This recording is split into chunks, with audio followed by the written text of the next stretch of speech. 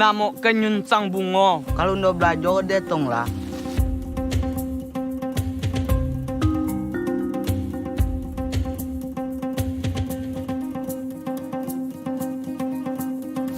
Kalau udah belajar ke anakku, kalau belajar anakku videonya, ada lagi belik lagi. Temenggong mati tadi malam, pasti karena dia.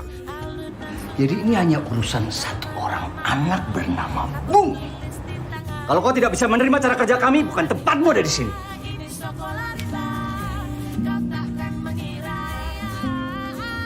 Kemana ibu guru butan tak?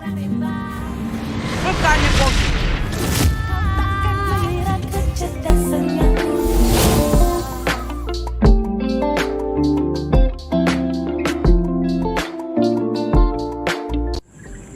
Dalam film Sekolah Rimba, Butet Manurung dapat digambarkan sebagai seorang agen perubahan yang gigih dan berani dalam menghadapi tantangan dan memberikan pendidikan kepada anak-anak suku anak dalam di pedalaman hutan Sumatera.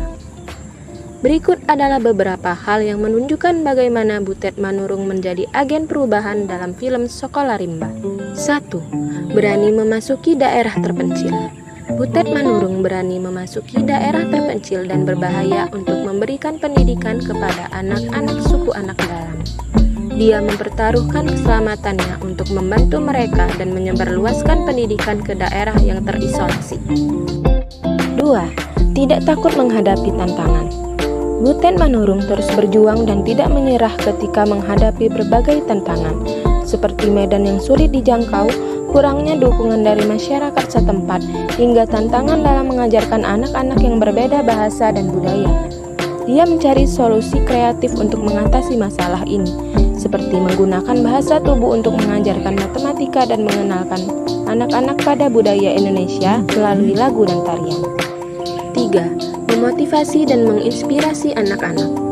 Butet Manurung mampu memotivasi dan menginspirasi anak-anak suku anak dalam untuk belajar dan mencapai cita-citanya. Dia memberikan contoh dan membuka pikiran anak-anak tentang berbagai peluang yang ada di luar pedalaman hutan, sehingga mereka dapat bermimpi dan meraih impian mereka. 4.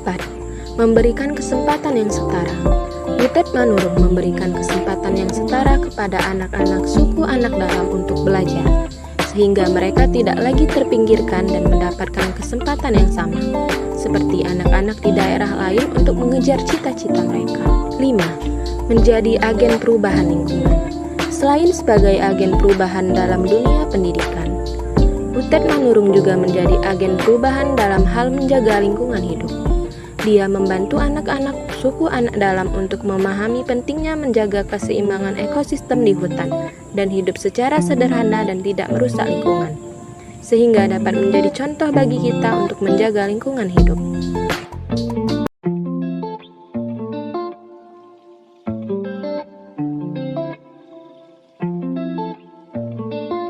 Makekal, tempat tinggal kelompok Tumenggung Balaman Badai. Setelah melakukan permohonan dan ucapan selamat datang, akhirnya Ibu Guru Butet diperbolehkan mengajar di daerah hilir oleh tetua adat di sana. Hari demi hari, Bu Guru Butet mengajar anak di hilir Sungai Makekal. Mereka nampak senang belajar dengan Bu Guru Butet, tak terkecuali Bungo yang sedari dulu dia sangat ingin belajar membaca. Hari demi hari, Ibu Guru Butet menjalankan aktivitasnya mengajar orang rimba membaca, menulis, dan berhitung. Di sela-sela pembelajaran, Bu Butet diberi jawaban kepada para donatur yang mendukung program Lembaga Wanaraya. Akhirnya, tanpa mengantongi izin dari lembaga dan menggunakan uang pribadinya, Bu Butet mulai berjalan ke hilir Sungai Makekal dengan ditemani oleh Neng Kabo dan Be Indah. Suatu hari, para warga Tumenggung Balaman Badai didatangi oleh para pembalak liar yang tempo hari bertemu dengan Bu Butet di tengah hutan. Mereka membawa sembako, biskuit, gula, dan juga rokok. Ternyata, para pembalak itu adalah karyawan perusahaan kelapa sawit yang ingin menguasai tanah ulayat milik kelompok Tumenggung Balaman Badai. Mereka hanya diberi ganti rugi berupa sembako, beberapa kaleng biskuit, gula, dan juga beberapa bungkus rokok. Pihak perusahaan berulang kali menipu mereka menggunakan surat perjanjian yang telah dicap jempol oleh ketua adat. Namun, pihak warga adat tak mengetahui isi perjanjian tersebut. Akibatnya, mereka sudah 3 kali berpindah tempat akibat terusir oleh pihak perkebunan serta terdesak oleh pembangunan. Bu Butet mengetahui hal tersebut dari Bungo yang kemana-mana membawa surat perjanjian tersebut. Ditambah dari cerita ketua adat mengenai kondisi mereka, lebih limbat dan kebersamaan mereka di sana. Butet juga memiliki niat untuk kembali ke sana, tapi tak memiliki modal yang cukup.